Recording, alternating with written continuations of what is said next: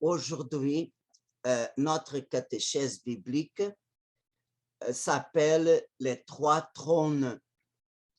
Et le contexte de cette catéchèse de spiritualité biblique, c'est de prendre conscience de la présence des anges dans le temps de l'Église, c'est-à-dire le temps de l'Église, c'est le temps de l'Esprit Saint, se situe entre la première venue de notre Seigneur et la deuxième venue comme Seigneur de l'histoire, comme Seigneur de la gloire.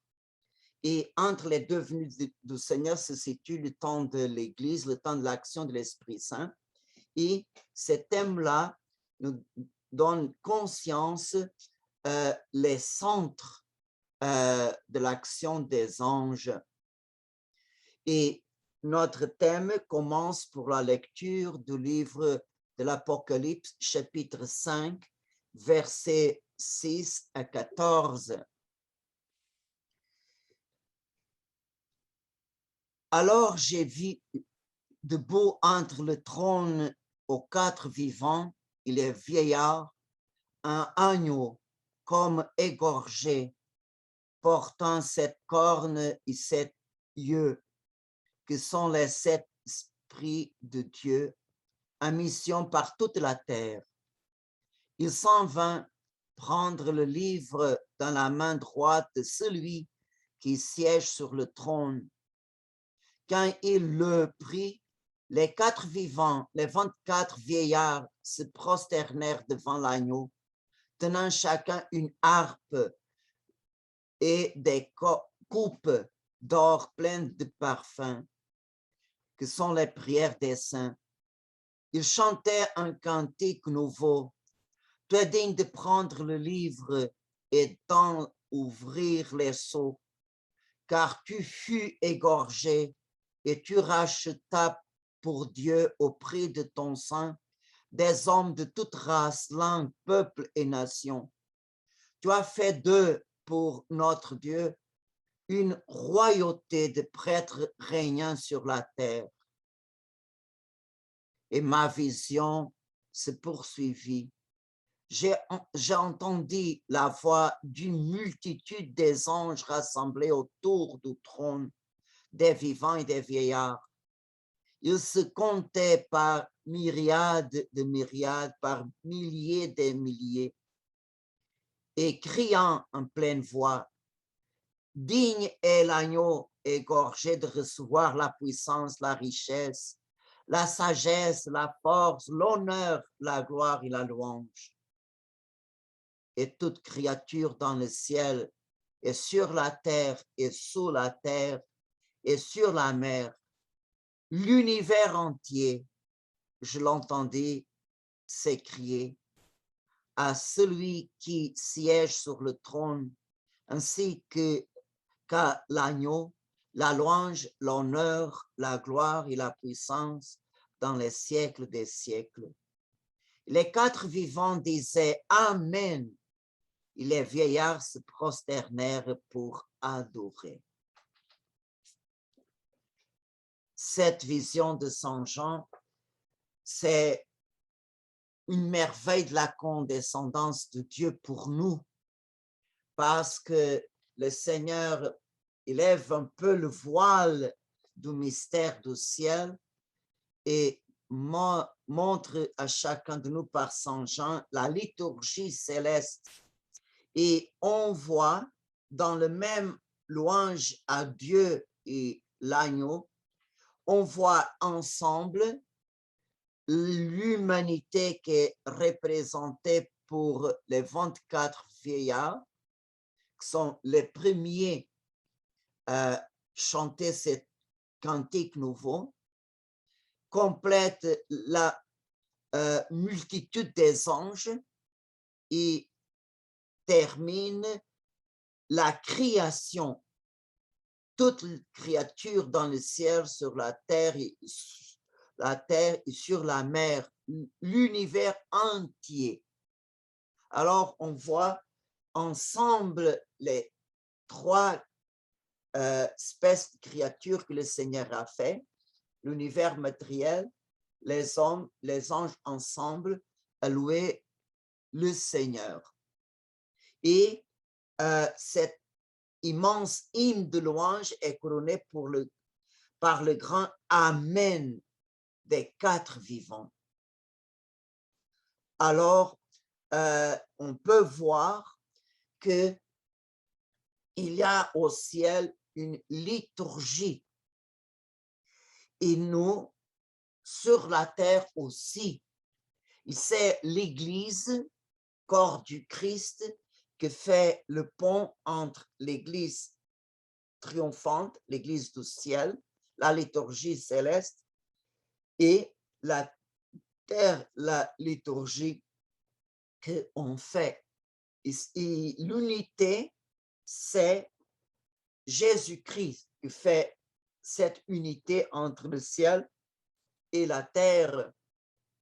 Et cette unité se réalise d'une façon très spéciale dans la messe. Et c'est curieux que le pape Saint Pie XII, dans l'encyclique Mediator Dei, il donne une définition de la messe merveilleuse. Il dit: les membres du corps mystique s'unissent dans le sacrifice eucharistique à leur chef divin. Et avec lui, avec les anges et les archanges, ils chantent des louanges éternelles à Dieu, donnant à Dieu le Père Tout-Puissant tout honneur et toute gloire. Alors, on voit que c'est la même idée, c'est la même chose que l'Église, à chaque préface, termine exactement avec la citation: c'est pourquoi avec les anges et les saints, nous proclamons ta gloire en chantant d'une seule voix. Et cette conclusion de préface est couronnée par la prière d'adoration: Saint, Saint, Saint, le Seigneur Dieu de l'univers. Et on peut dire, par cette prière, on peut dire que l'Église du ciel descend et l'Église de la terre monte. Et les deux sont unis pour, dans la même louange, se préparer pour le grand mystère de la consécration. Et dans la messe, le grand mystère qui se réalise en chaque messe, c'est la naissance de Jésus. Jésus est né sur l'autel, Jésus est mort sur l'autel et Jésus ressuscite sur l'autel. Et c'est dommage que tout se passe tellement vite que c'est très difficile d'intérioriser la grandeur du mystère qui se passe. Parce que en chaque messe, quand le prêtre consacre le pain, Jésus est né. C'est Noël. Et dans la hostie se réalise de nouveau le mystère de l'incarnation et la naissance de Jésus. Quand le prêtre consacre le vin, c'est le calvaire. Dans les espèces, nous avons le corps séparé du sang du Christ. C'est exactement au moment de la mort du Seigneur, quand son corps était complètement vidé de son sang. Alors, en même temps que Jésus est né, Jésus est mort. Et quand Jésus ressuscite, au moment de la fraction du pain, quand le prêtre vraiment coupe le pain, l'hostie, et avec un petit morceau fait de nouveau la union du corps et du sang du Christ. Et c'est pour ça que le moment de la fraction du pain, c'est le moment aussi de la paix. Et pourquoi c'est le moment de la paix? Parce que la paix, c'est le premier fruit de la résurrection. Quand Jésus est apparu aux apôtres, la première parole qu'il a dit à ses apôtres, la paix soit avec vous. Et c'est cette paix qui a transformé les cœurs des apôtres. Ils ont eu la peur, ils ont eu, après la paix, la joie.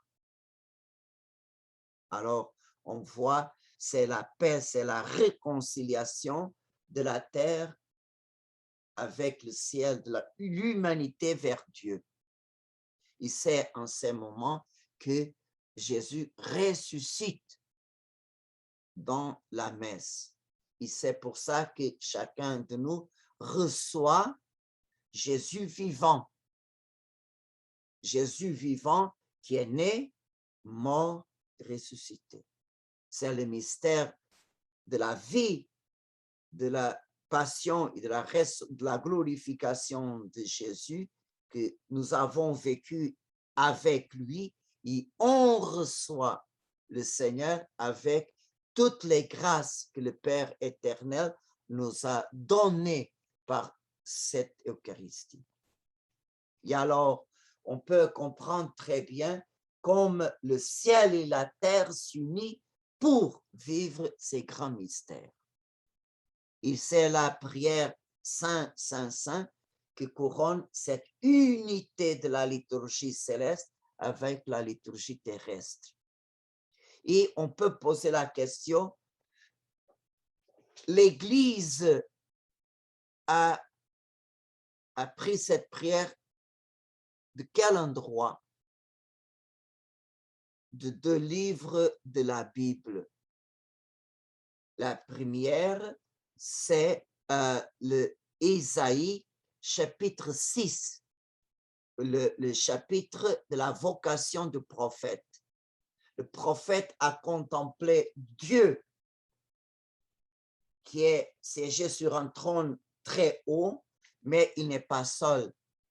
Il avait des séraphins que l'entouraient et ils se criaient l'un à l'autre ces paroles, Saint, Saint, Saint. Et il y avait Sabaoth, sa gloire emplit toute la terre. Et la deuxième partie de ces belles prières, c'est l'Église a pris de l'évangile des dimanches des rameaux. C'est la louange des enfants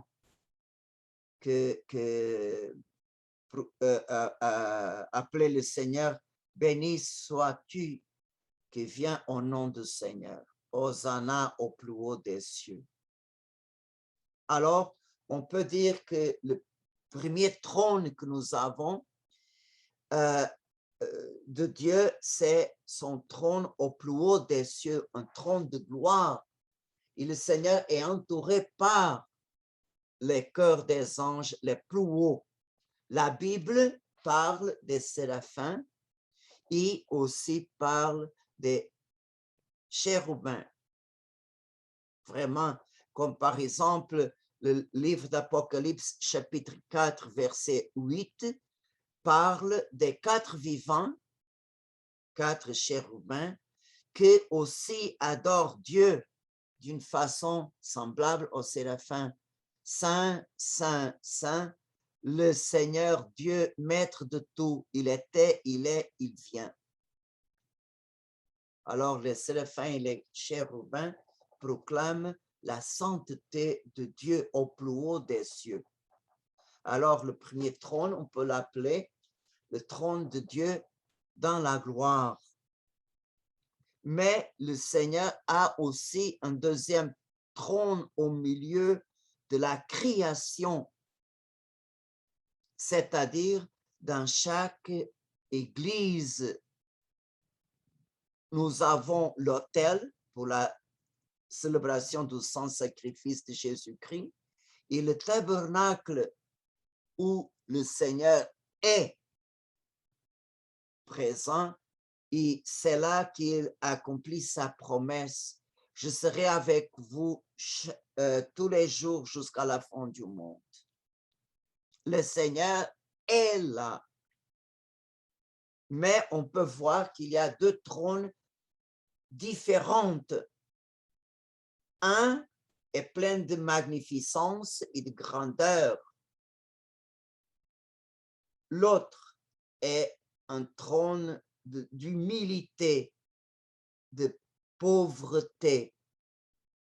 Et on peut dire que le Seigneur se fait tellement petit. Et vraiment, il se rend accessible à chacun de nous. C'est le même Seigneur. Il n'y a pas deux Jésus. Le Jésus dans la gloire, l'agneau égorgé et l'autre Seigneur dans l'Eucharistie, c'est le même Jésus. Dans l'hostie, nous avons le Seigneur réel, comme il est au ciel, comme il était sur la croix, comme il était en Bethléem, comme il était au sein de Marie. C'est le même Jésus-Christ. Ce n'est pas deux. L'unique différence, c'est qu'au ciel, il est complètement dévoilé. Il montre sa essence au bienheureux, à tous ses anges. Et dans le tabernacle, le Seigneur cache à nos yeux son humanité et sa divinité. Il se cache complètement sous les espèces du pain et du vin consacrés. Mais les saints anges adorent Dieu au plus haut des cieux, comme adore Jésus-Christ dans son trône de humiliation, d'humilité, parce que pour les anges, il n'y a pas de ces mystères, cette séparation qu'il y a pour nous. Il voit, il contemple son vrai Dieu présent à chaque hostie, comme à chaque miette que se sépare de la hostie consacrée. Et nous avons entre la vie des saints un témoignage extraordinaire de la présence des anges autour des tabernacles est écrit dans la autobiographie de Sainte Marguerite Marie d'Alacoque. Le texte suivant qu'elle-même a vécu et a écrit. Je me suis retrouvée dans une petite cour du monastère près du Saint-Sacrement. Tout à coup, je me suis sentie toute renfermée intérieurement et extérieurement. L'adorable cœur de mon Jésus m'est apparu. Il était entouré des séraphins qui, en mélodie merveilleuse, chantaient. L'amour triomphe et se réjouit. Ces esprits bienheureux m'invitèrent à me joindre à eux pour louer l'amable cœur, mais je n'osais pas le faire. Ils m'ont dit qu'ils étaient destinés à honorer Jésus au Saint-Sacrement et que si je voulais les rejoindre, ils m'aideraient et compenserait mon impuissance. Il continue, Sainte Marguerite Marie, ces esprits célestes m'ont dit qu'ils étaient venus s'unir à moi afin de rendre au divin cœur un hommage perpétuel d'amour, d'adoration et de louange, afin qu'à travers eux, je puisse aimer lui sans aucune interruption. alors on peut voir comme les anges entourent Jésus en chaque tabernacle, de la même façon qu'ils ont invité Sainte Marguerite Marie à la coque à s'unir à eux, et par eux, elle pouvait louer le Seigneur sans interruption. Il complétait sa fragilité, sa limitation. Tout ce qu'elle ne pouvait pas faire, ils iront faire. De la même façon, si chacun de nous a cette conscience, en chaque église, même fermée, chaque église, où est le Seigneur?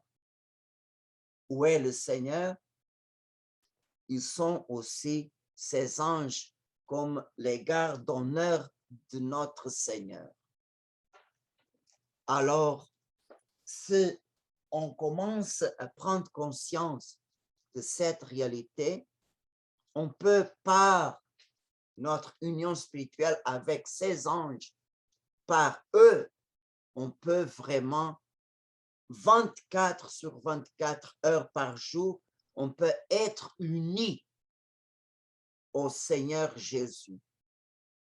On peut être unis et on peut le louer, on peut le remercier, on peut le réparer, on peut faire tout par les anges. Quand vraiment on doit partir de l'Église à cause de nos autres obligations, on peut demander au Seigneur, on peut faire cette intention. Jésus, mon cœur reste ici et toutes les louanges que les anges te donneront, prends Jésus comme moi, parce que je suis uni à eux pour te louer, pour bénir, pour te glorifier, pour t'adorer, Seigneur. Et pendant la journée, on doit de temps en temps faire une petite prière que nous enseignent les 4 vivants dans la lecture au commencement de cette catéchèse. Ils ont couronné avec le mot « Amen ».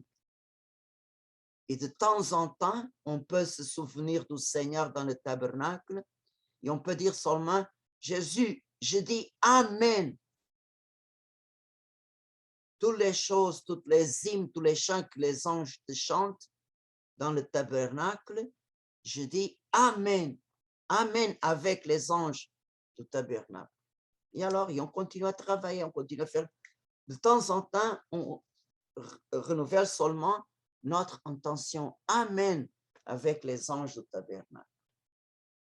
Et comme tel, on peut adorer, glorifier, louer le Seigneur. On peut être des âmes eucharistiques.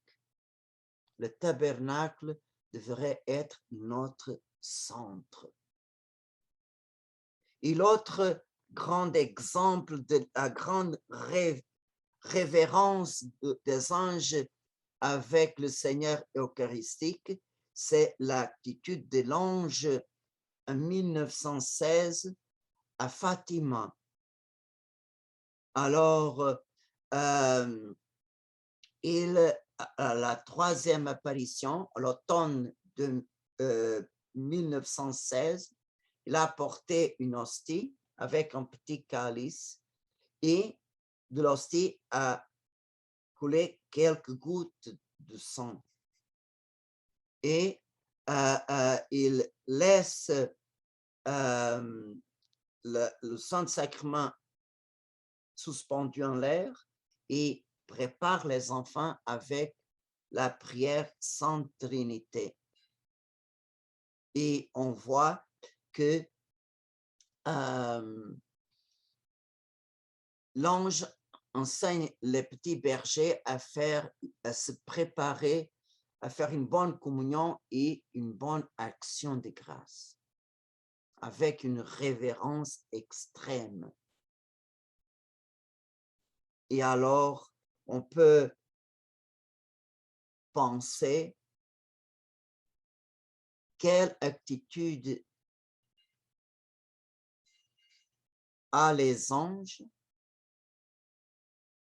et quelle attitude a les hommes? Devant le Saint-Sacrement, devant le Seigneur vivant, l'ange à Fatima, il a nommé sacrilège, outrage et indifférence contre Jésus en toutes les tabernacles de la terre. Et on peut voir vraiment comme les anges, ils doivent en silence présencier l'ingratitude des hommes devant le Seigneur, que pour amour, il est là en cette deuxième trône. Et il y a un autre trône aussi, un troisième trône, que c'est le trône le plus petit, c'est où Jésus habite dans notre cœur. Alors, on voit le trône de Dieu au plus haut des cieux, à chaque tabernacle, et nous, qu'on reçoit le Seigneur, nous sommes un trône de Dieu. Et on peut dire, pourquoi le Seigneur n'a pas donné l'autre moyenne pour rester avec nous? Pourquoi il a choisi le pain, le vin, pour se cacher là? Et c'est un miracle permanent parce que les qualités du pain et du vin se maintiennent, même l'essence du pain n'est plus pain, c'est le corps du Christ. Et j'aimerais partager avec vous un petit détail. Je suis prêtre, ça fait 35 ans, grâce à Dieu. Et j'ai célébré la messe en plusieurs endroits, non seulement ici au Canada, mais en plusieurs, et même pendant les pèlerinages que j'ai faits, j'ai célébré la messe en beaucoup de sanctuaires, en plusieurs pays. Et j'ai eu des vins de messe complètement différentes. Je suis une personne pour nature, je n'ai pas de capacité de me maintenir avec un breuvage alcoolisé. Je suis très faible au alcool. Et même normalement, je ne bois pas de vin parce que je sais que je suis très faible. Et quand je célèbre la messe, n'importe pas, ce sont des vins plus forts ou plus faibles, plus sucrés ou moins sucrés. À la bouche, il y a vraiment le goût du vin, le pourcentage d'alcool, et quand je reçois le Seigneur, il n'y a pas aucun effet. Ça fait 35 ans, ces miracles se passent avec moi. À la bouche, c'est les qualités de l'espèce qui se présentent. Quand je reçois le Seigneur, c'est complètement différent. C'est le corps et le sang du Christ. Il n'y a pas aucune réaction de mon corps en face du vin. Et si je bois ni que soit une gorgée de vin, un repas, tout de suite ma tête tourne. C'est le Seigneur qui est là, je vous dis, c'est le Seigneur vraiment. Il est là pourquoi? Pour être avec nous tout le temps qui ont besoin de lui. Même si le Seigneur se cache même si on ne voit pas avec nos yeux corporels, on peut le voir par la foi. La foi, pourquoi? Parce qu'il a dit, ceci est mon corps fini. Le Seigneur a des paroles de vie éternelle. Il est la vérité. Il ne peut pas mentir, ni se tromper, ni nous tromper. Il a dit, ceci est mon corps fini. Il n'y a pas l'autre question. Est mon corps, c'est tout. Par la foi, on doit s'attacher au Seigneur, même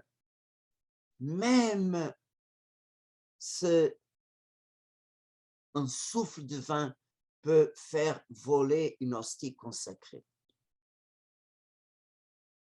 On peut laisser le Seigneur tomber par terre, il tombe par terre. Il accepte toute cette impuissance seulement pour être accessible à nous. Mais nous sommes le trône minuscule du Seigneur. Et pendant notre journée, on peut faire l'union avec les anges du tabernacle. Et comme on peut dire, Jésus présent dans notre cœur, je t'aime, cœur de Jésus, dans chaque tabernacle sur la terre et dans le tabernacle de mon cœur. Ça, c'est une âme eucharistique. Et notre ange gardien va nous aider à maintenir cette union avec le Seigneur dans notre cœur. Le Seigneur est venu dans notre cœur pour vivre avec nous. Et notre cœur ne devra pas être le cachot de la nuit du jeudi saint. Non. Jésus a souffert beaucoup après le jugement du tribunal juif. Le Seigneur est mis dans un cachot. Il a souffert beaucoup en ces heures-là avant l'aube du vendredi saint. C'était un cachot froid, noir, avec toutes sortes d'offenses de part des gardes. Alors, est très important que notre âme ne soit pas le cachot de la nuit de la passion du Seigneur. Et on peut poser l'autre question, est-ce que les anges entourent Jésus seulement autour des tabernacles? Non. Les anges aussi, le Seigneur a confié les anges la garde et la protection selon la tradition, par exemple, Origène qui a vécu le IIIe siècle. Dans ses écrits, il dit que chaque diocèse a son ange protecteur. Le Saint Curé d'Ars, il donne témoignage de l'ange gardien de la paroisse. Quand il a vu au loin son église paroissiale de Ars, il s'est mis en genoux par terre, il a adoré le Seigneur dans le tabernacle, il a aussi salué l'ange protecteur de sa paroisse. Aussi, dans la tradition, nous avons des témoignages aussi du grand docteur de l'Église, Saint Jean Chrysostome du 5e siècle, de Saint François de Sales du XVIe siècle, du bienheureux Pierre Fabre, le premier prédicateur des prêtres jésuites, même de Sainte Brigitte, vous connaissez bien les prières de Sainte Brigitte. Tous ces saints, ils donnent témoignage. Chaque diocèse a son ange protecteur, chaque paroisse, comme chaque église, chaque sanctuaire, chaque petite chapelle. Vraiment, dans l'église, le Seigneur est entouré pour une multitude des anges qui sont en même temps gardiens de l'église, mais aussi nos anges protecteurs. Et par exemple, on peut poser cette question. Pourquoi le Seigneur a donné à chaque diocèse un ange gardien pour aider l'évêque à trouver la bonne décision et la bonne solution pour tous les problèmes qui se passent au diocèse. Et nous, laïcs, nous sommes vraiment invités par le Seigneur à demander que l'ange de diocèse vraiment peut agir, comme aussi pour notre paroisse, l'ange protecteur de notre paroisse. Il peut nous aider non seulement à augmenter la foi, le ferveur, le zèle, comme aider notre pasteur, notre curé à réaliser sa mission. Moi, d'une façon particulière, à Saint Ambroise, quand avant de donner la bénédiction du Saint-Sacrement, je prie toujours à l'ange protecteur de notre paroisse. Comme à chaque messe, au moment des saints, je invoque Saint Ambroise et l'ange protecteur de notre paroisse. Pourquoi?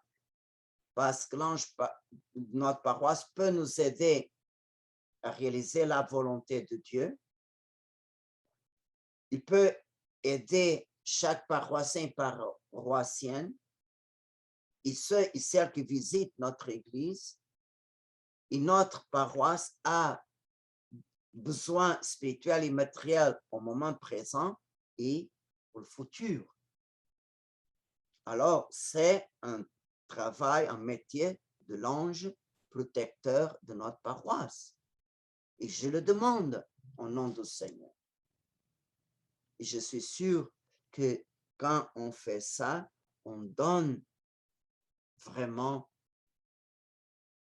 une grande joie à cet ange-là pour quelqu'un se souvient de lui et en même temps, on rend gloire à Dieu qui a confié à notre paroisse au ministère de cet ange-là.